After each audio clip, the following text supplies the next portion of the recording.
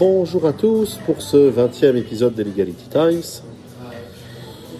C'est, comme le chiffre 20, un sujet tout bête et très important que nous allons aborder aujourd'hui de façon très succincte. La question de bien sécuriser son achat.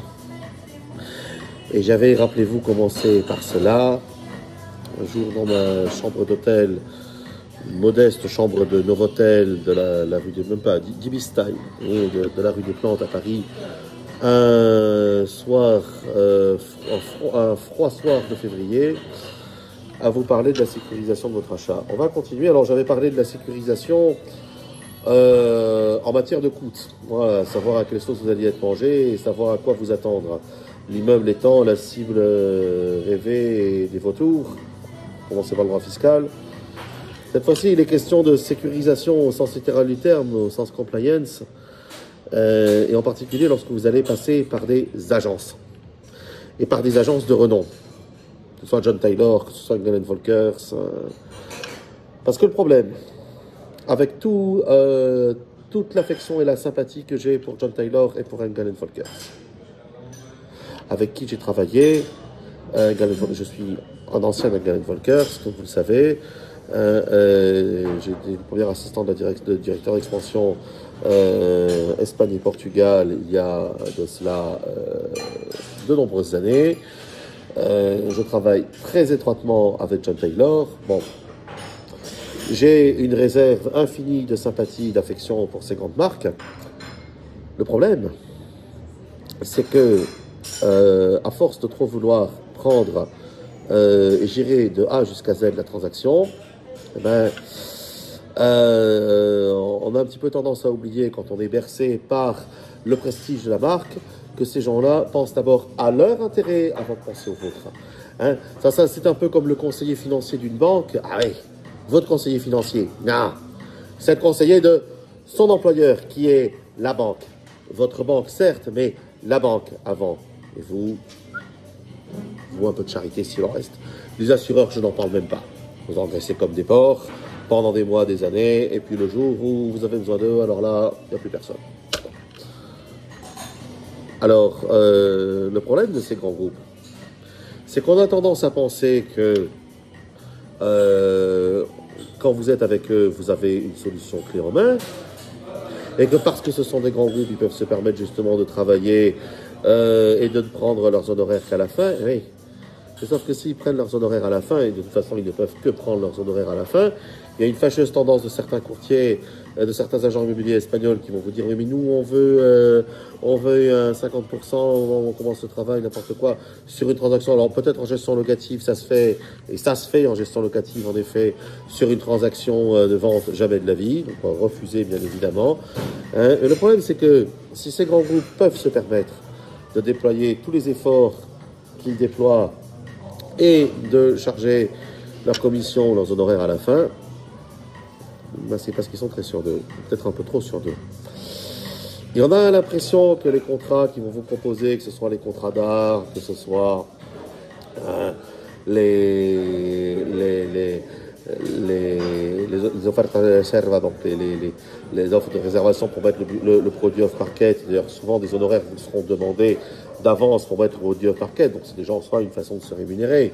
Bon, ce qui n'est pas illégal, hein, ce qui n'a rien d'offusquant ni d'illégal, mais enfin bon, voilà, c'est déjà pour eux une façon. Hein, il n'y a aucune philanthropie dans les efforts que déploient ces grands groupes avant de prendre leurs petits émoluments une fois que la transaction est réglée. Et ils sont tellement sûrs d'eux que ils vous font signer des contrats ultra simplifiés qui sont souvent des contrats poubelles, je m'excuse. Moi, je ne connais pas un, et je dis bien pas un, modèle de contrat d'art, contrat de réservation, donc contrat de arras, pas un modèle de réservation, de pré-réservation, ou pas un modèle de contrat de gestion, ou même de contrat de courtage, pour ce qui est de gérer la relation entre le client et l'agent immobilier, qui soit conforme au droit. Pas un. Pourquoi ? Parce qu'il faut travailler vite. le problème de ces grands groupes qui ont appris à faire du luxe avant de faire de la qualité. Il faut travailler vite.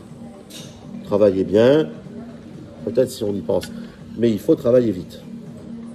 Attention, je ne dis pas que John Taylor ou Ken Folkers ou autre groupe ne travaillent pas bien. Ce sont des groupes qui travaillent bien, mais qui travaillent bien avant tout dans leur intérêt. Et c'est pour cela qu'il faut absolument que le client, même s'il est entre de bonnes mains, et attention, je ne dis pas qu'il n'est pas entre de bonnes mains chez Ken Folkers, chez John Taylor ou autre, il sera entre de bonnes mains, mais pour défendre ses intérêts, il doit engager un avocat. Le notaire, encore une fois, ne défendra pas vos intérêts. Jamais.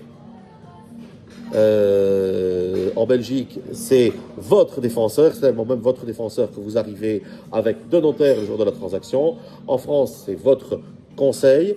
En Espagne, c'est pas votre conseil et c'est encore moins votre défenseur. Le défenseur, le représentant de votre intérêt, c'est votre avocat et personne d'autre. Et voilà pourquoi il est impératif d'engager un avocat qui sera indépendant, qui aura les bons réflexes et qui osera dire, même en ces grands groupes, même à ces grands groupes-là, vous avez tort, ici vous faites une erreur, ici vous faites une bêtise, là vous induisez mon client en erreur, là vous allez faire commettre une bourde à mon client, et c'est toujours mieux que les j'aurais dû avec du « Ah, vous avez fait, il y a un problème, il y a une couille dans le potage », je m'excuse du terme. Voilà. Et c'est toujours mieux d'avoir quelqu'un qui, peut-être un peu brut de décoffrage, dira « Attention, là ça ne va pas comme ça ». Et puis la réponse bateau, c'est la politique de l'empresa, c'est la politique de l'entreprise. Eh bien, je ne veux pas l'entendre. Et quelqu'un qui ose dire cela d'entrée et qui pose des bases claires et saines et qui fasse en sorte que vous travaillez dans de bonnes conditions, calmement et dignement, à toute étape, pour après éviter les j'aurais dû avec et les litiges. Même quand vous vous sentez versé par l'expérience, par le savoir-faire, par le grand réseau, par l'opinion sur rue d'un grand groupe, d'un grand banqueur, d'un grand spécialiste de l'immobilier de luxe. Lui, il pense surtout à une chose, à ses intérêts à lui. Il va prendre soin de vous, je ne dis pas, mais il pense que c'est ses intérêts d'abord et les vôtres après. L'avocat, il est payé pour défendre vos intérêts et uniquement les vôtres. Et personne d'autre que les vôtres. Et rien d'autre que les vôtres. Donc, l'avocat, ça sert à rien à part tirer des sous, ceci, cela. Pourquoi prendre un avocat si c'est le notaire, si c'est le restor, si c'est l'agent qui fait tout. Très bien. Très bien. Parfait. Vous prenez ce genre de conseils, vous les mettez à la poubelle. Parce que le jour où ça aura merdoyé, là, il n'y aura qu'un avocat pour vous représenter obligatoirement, et je dis bien obligatoirement au contentieux, mais ce sera trop tard. Parce que je termine sur cette note terriblement triviale à moins de 10 minutes. C'est pas quand on a chié dans les draps qu'il faut se mettre à serrer les fesses.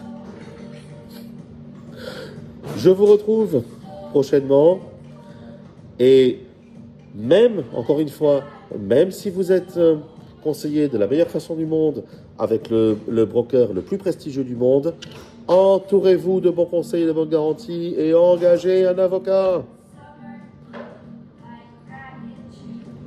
Portez-vous bien et à bientôt.